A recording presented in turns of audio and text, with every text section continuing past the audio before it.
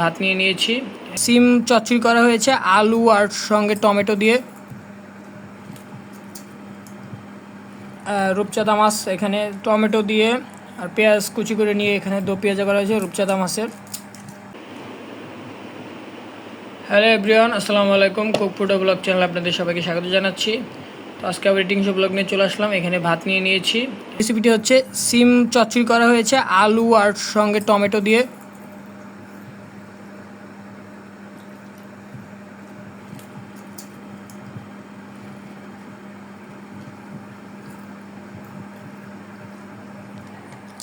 এরপরে চলে যাচ্ছি অন্য একটি রেসিপিতে। এই রেসিপিটি হচ্ছে রূপচাঁদা মাছ এখানে দো পেঁয়াজা করা হয়েছে।